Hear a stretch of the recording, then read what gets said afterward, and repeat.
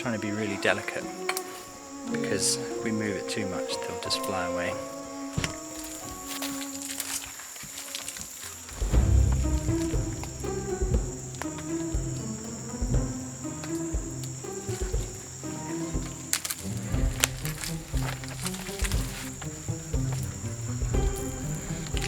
He means well. He's a super friendly tapir, but he keeps trying to eat our lights. What we don't want is for him to defecate now.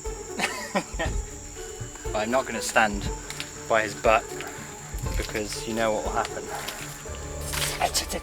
Go on, yeah.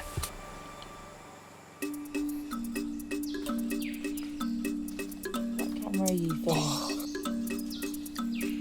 They're very, very comfortable with us now. Maybe a bit too comfortable, I'd say. The mangrove habitat in Raja Ampat, Indonesia, is an important ecosystem for many diverse species.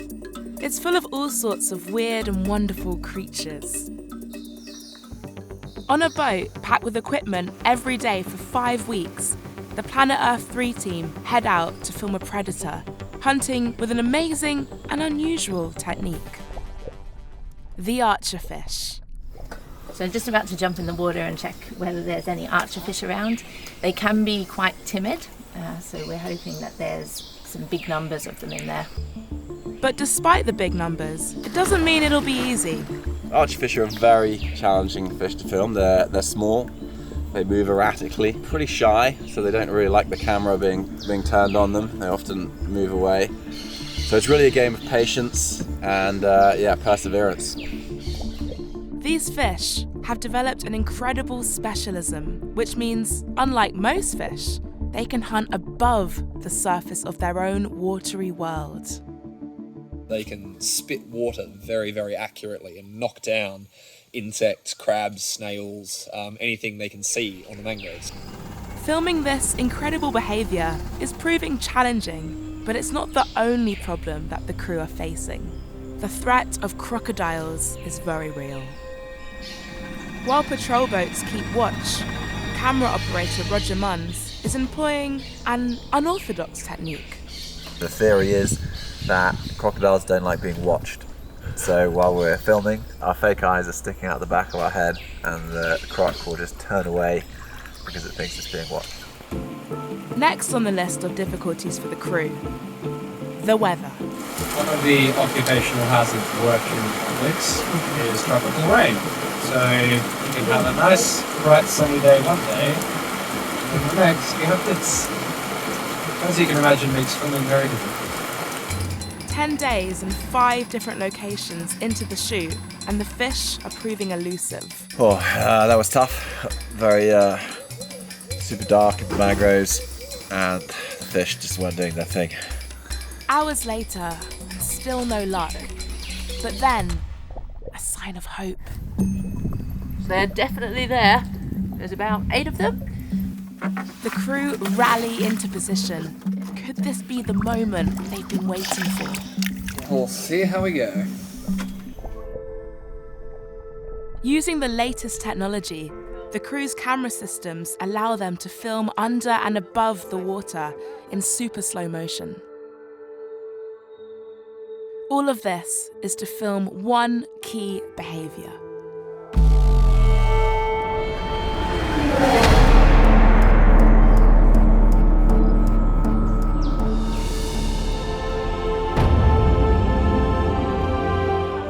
The Archerfish are incredibly accurate, shooting from fish to target in about 1/10 of a second. While Mitch is having an interview about how the shoot is going, he's made the crucial mistake while in the presence of Archerfish. He's forgotten to look down. Where are you filming? And he's not the only one. Oh! Just got me right in the eye. They're spitting at me. That's exactly what happens with archerfish. They're very, very comfortable with us now. Maybe a bit too comfortable, I'd say. After 5 grueling weeks, the skill and commitment of this team has paid off with unforgettable footage. That was awesome. We had some really cool split shots, so cool. Naked eye can't see just how incredibly accurate they are, the power. It's an amazing thing to see. My favourite part of the shoot has been able to just use these amazing new camera technologies. It's been incredible. The shots I've been seeing are some of the best I've seen.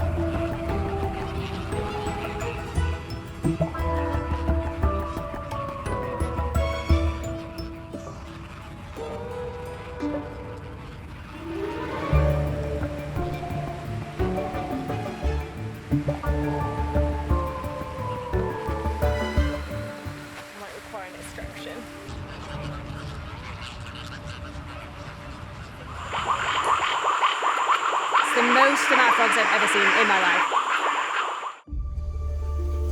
Deep in the rainforests of Costa Rica, life can be difficult. From the heat of the dry season to the relentless rain of the wet season, conditions here can be brutal to film in. For the Planet Earth 3 crew arriving at the start of the wet season, it's tough. But for these gliding tree frogs that they're here to film, the start of the wet season triggers their explosive mating events.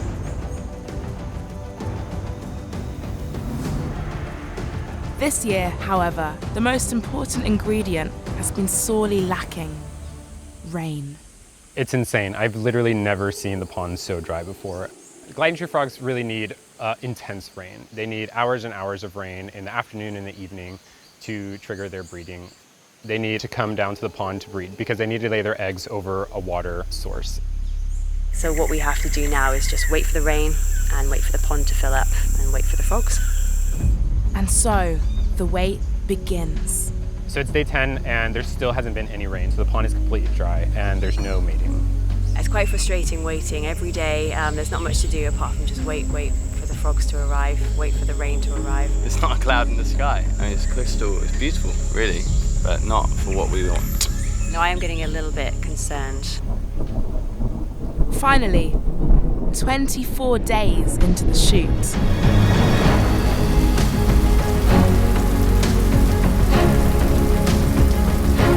It's raining. The rains have finally arrived, so this is great, and it's really heavy. If this lasts overnight, then tomorrow it's on.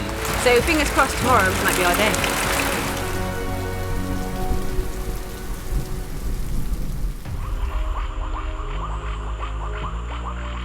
"5 a.m, a chorus of frog calls.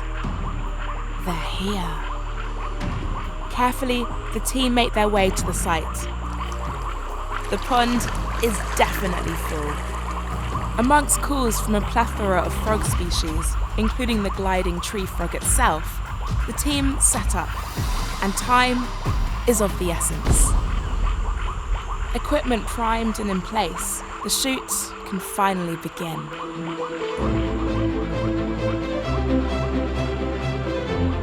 These mating events are just like absolute chaos. There are thousands of frogs piled onto just a few leaves where it's the most dense. We have frogs on their camera lens. We've got frogs like on our jib, on all our equipment, so they are literally everywhere.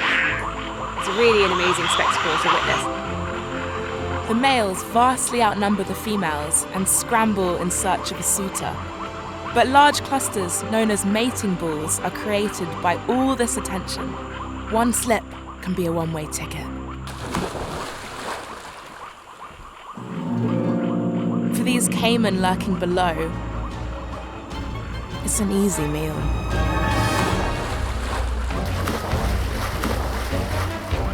The less patient also have ways of snapping up the frogs.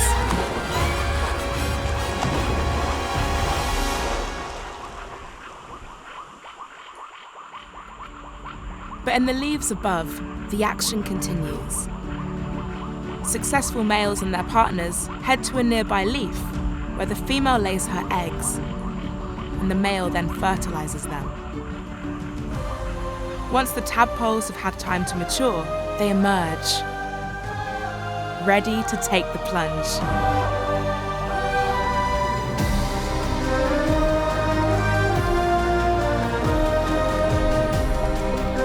The seasonal pond now provides a home for thousands of future gliding tree frogs. For the crew, the waits and the wets have been worth it. I feel relieved. We've got everything we need today. The frogs were great. It's so incredible to see. We had a really great mating event. They gave us enough time to get everything we needed. It's the most amount of frogs I've ever seen in my life. These gliding tree frogs have ensured that future generations will return for their own mating events here at this pond, securing their species' survival for years to come. It's taken us about 3 weeks to get this ostrich used to the car. And then gradually over the 3 weeks, we've just closed the distance every day. If it ever looks like they're going to leave the eggs, we just back off. The other thing I've been doing is talking to it so it knows my voice. So every time I drive up, I'll speak in a strange squeaky voice. Because for some reason at home with my chickens, I talk to them like that, and they seem to like it. The last thing we want to do is put them off the eggs. So we've been really careful.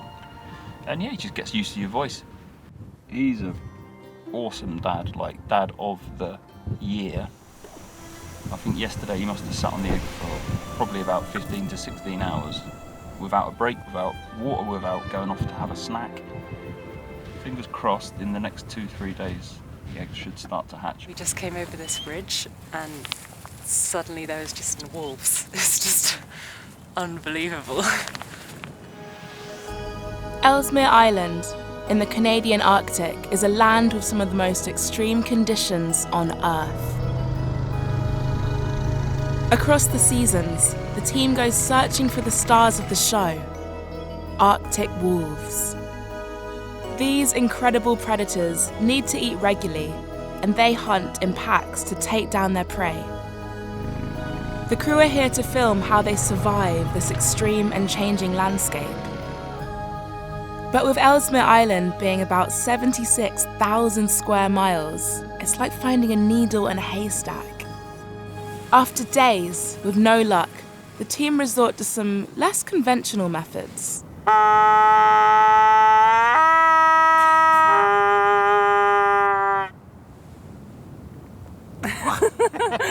didn't sound like a wolf. It sounded like a moose. It's a pretty big foot. They're out there somewhere.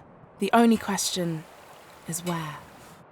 Gone somewhere over there, but who knows? Excitedly, the crew take off in the pack's direction. We just came over this bridge and suddenly there was just all this cotton grass and then wolves. It's just unbelievable.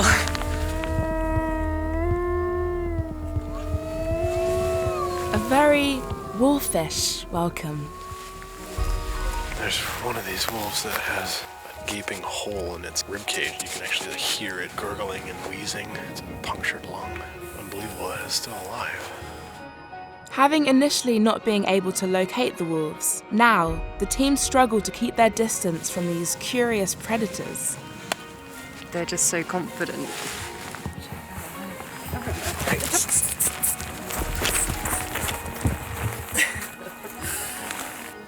Almost too confident. With the family of wolves successfully located, the crew can easily track them from here in. Filming begins and continues over the course of 8 weeks, amongst ever-changing seasons and weather. But the crew certainly aren't as well adapted to the landscape here as the wolves. It's just insane how quickly they move across it, and they make it look effortless. And we've been struggling at every turn. As the footage stacks up, so do the problems. From small ones. Oh my god, I'm just like covered in bugs. To big ones. This is hell. If anyone thought wildlife filmmaking was glamorous, it's really not. To really big ones. The wind is going crazy. It feels like the tent is about to blow away. This is not good. Filming throughout the seasons here is tough, no matter what time of year.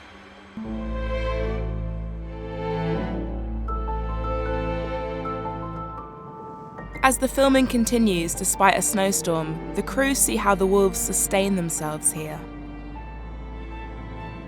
This isolated bull is a large prize for the coordinated pack, and there's a surprise for the crew. The injured one, its wound is healing. He was actually the main instigator of the hunt.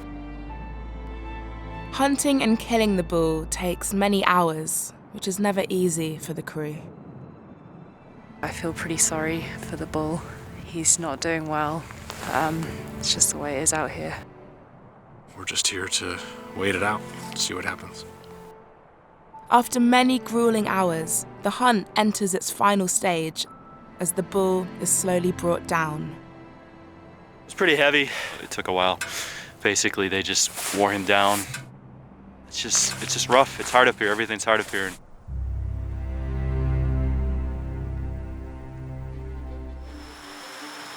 When the shoot comes to an end, the crew leave with high hopes that the wolves here will keep surviving in this most extreme of landscapes.